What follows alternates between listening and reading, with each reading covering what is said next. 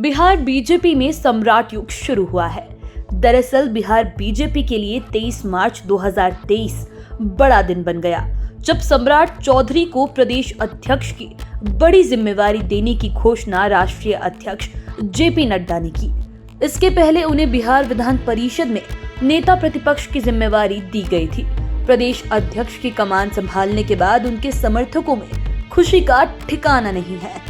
दिल्ली आने पर 27 मार्च 2023 को पटना में सम्राट चौधरी का जोरदार स्वागत किया गया। इतना ही नहीं, इसे लेकर बीजेपी ने पटना में अपनी सियासी ताकत भी दिखाई। एयरपोर्ट से लेकर बीजेपी मुख्यालय तक आयोजित रोड शो में नेता से लेकर कार्यकर्ता तक का उत्साह देखते ही बन रहा था। 2 व्हीलर्स से लेकर 4 व्हीलर्स तक का काफिला दिखाई दे रहा था। घोड़ों का भी काफिला इसमें शामिल था। बैंड बाजों के साथ नए प्रदेश अध्यक्ष का अभिनंदन किया गया। पॉलिटिकल एक्सपर्ट्स भी मानते हैं कि चुनाव को लेकर ये सियासी प्रदर्शन किया गया, जो विरोधियों के साथ सियासी गलियारे के लिए किसी मैसेज से कम नहीं है। ऐसे में आज हम आपको बीजेपी के उन 5 संदेशों को बताएंगे जो पार्टी ने शक्ति प्रदर्शन से दिए हैं। सबसे पहले बात करते हैं 5वें नंबर की। बीजेपी ने पटना में नए प्रदेश अध्यक्ष के बहाने शक्ति प्रदर्शन कर ये बता दिया कि पार्टी को कोई कमजोर ना समझे। दरअसल बिहार में एनडीए सरकार गिरने के बाद से ही लोग बीजेपी को कमजोर समझने लगे थे।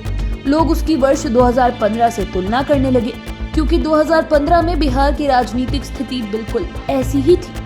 उस समय भी जेडीयू ने एनडीए से बाहर होकर आरजेडी से हाथ मिला लिया था और इसका खामियाजा बीजेपी को भुगतना पड़ा था।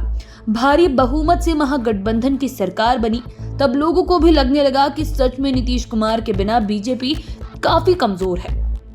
लेकिन इस बार बीजेपी काफी एग्रेसिव मूड में है और उसने अपने शक्ति प्रदर्शन से इसे दिखा भी दिया था। सम्राट चौधरी के जोरदार स्वागत के बहाने बीजेपी ने बता दिया कि बीजेपी को इस बार कोई कमजोर न समझे। अब बात करते हैं 4थे नंबर की। बीजेपी ने पटना में शक्ति प्रदर्शन कर विरोधियों को भी बड़ा मैसेज दिया। दरअसल महागठबंधन की सरकार बनने के बाद बिहार में 2 बड़े पॉलिटिकल इवेंट्स हुए हैं। पहले वाम दलों का राष्ट्रीय स्तरीय महाधिवेशन हुआ और दूसरा सीमांचल में महागठबंधन की महारैली। दोनों ही पॉलिटिकल इवेंट्स में महागठबंधन के तमाम घटक दल शामिल हुए थे। मुख्यमंत्री नीतीश कुमार और उप मुख्यमंत्री तेजस्वी यादव भी शामिल थे। यहां तक कि महागठबंधन की रैली को वीडियो कॉन्फ्रेंसिंग के माध्यम से आरजेडी सुप्रीमो लालू प्रसाद यादव ने भी संबोधित किया था। पटना से लेकर सीमांचल तक में इन नेताओं ने बीजेपी के खिलाफ हुंकार भरी थी। पॉलिटिकल एक्सपर्ट्स की माने तो बीजेपी ने नए प्रदेश अध्यक्ष के स्वागत में आयोजित किए गए रोड शो से विरोधी दलों को ये मैसेज देने का काम किया कि इस बार चुनावी लड़ाई पहले जैसी नहीं होगी, सत्ता पर कब्जा जमाने के लिए होगी। अब बात करते हैं 3रे नंबर की। बीजेपी ने नए प्रदेश अध्यक्ष सम्राट चौधरी के स्वागत में भव्य रोड शो और सभा करके अपने सहयोगी दलों को भी मैसेज देने का काम किया। चाहे सहयोगी दल एनडीए में हो या फिर एनडीए के बाहर, दोनों ही तरह के राजनीतिक दलों को संदेश दिया गया कि बीजेपी अपने दम पर चुनाव लड़ सकती है, सरकार भी बना सकती है। दरअसल एनडीए में फिलहाल बिहार की लोजपा रामविलास और राष्ट्रीय लोजपा शामिल है। लोजपा रामविलास के सुप्रीमो चिराग पासवान तो राष्ट्रीय लोजपा के सुप्रीमो पशुपति कुमार पारस हैं। इन दोनों के अलावा उपेंद्र कुशवाहा की पार्टी आरएलजेडी का भी झुकाव बीजेपी की ओर है। लेकिन संभव है कि चुनाव के समय टिकट बंटवारे को लेकर एनडीए में शामिल दल बार्गेनिंग करेंगे। इस बार भाजपा घटक दलों के आगे घुटने टेकने के मूड में नहीं है। इस बार उसकी पुरजोर तैयारी है और नए प्रदेश अध्यक्ष के अभिनंदन समारोह में हजारों समर्थकों को जुटाकर पार्टी ने इसका भी संकेत दिया है। अब बात करते हैं 2रे नंबर की।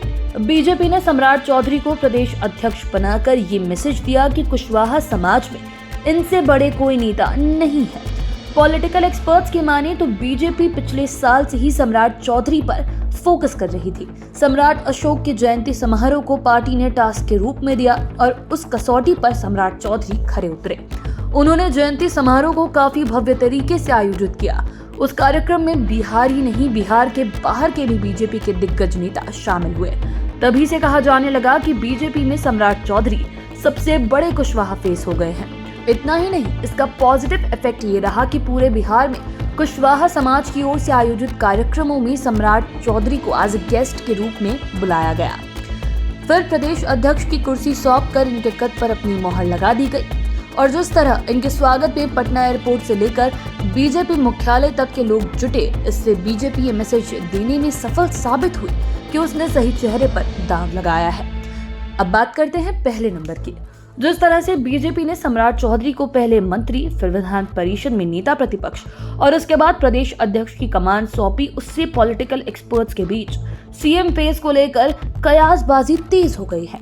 लेकिन सम्राट चौधरी के नेतृत्व में पटना की सड़कों पर बीजेपी ने जिस तरह अपना सियासी जोर दिखाया है, अपनी सियासी ताकत दिखाई है, उससे ये संकेत मिलने लगा है। फिर पूर्व प्रदेश अध्यक्ष संजय जायसवाल ने स्वागत समारोह के दौरान कहा भी कि 2024 और 2025 में सम्राट चौधरी के नेतृत्व में बड़ी लड़ाई होगी और बिहार में सत्ता भी हासिल की जाएगी। कुछ इस तरह का संबोधन केंद्रीय गृह राज्य मंत्री नित्यानंद राय का भी रहा। पॉलिटिकल एक्सपर्ट्स की माने तो सम्राट चौधरी के स्वागत में बीजेपी के तमाम बड़े नेता जुट गए थे। इससे भी संकेत मिलने लगा कि आने वाले दिनों में वे सीएम फेस हो सकते हैं। इसे लेकर अंदर खाने में भी हलचल तेज है, लेकिन इस पर कोई मुंह खोलने को तैयार नहीं। आप बाकी के वीडियोस के लिए चैनल के साथ बने रहें। अगर इस वीडियो को फेसबुक पर देख रहे हैं तो पेज को लाइक करें, यूट्यूब पर देख रहे हैं तो चैनल को सब्सक्राइब करें। धन्यवाद।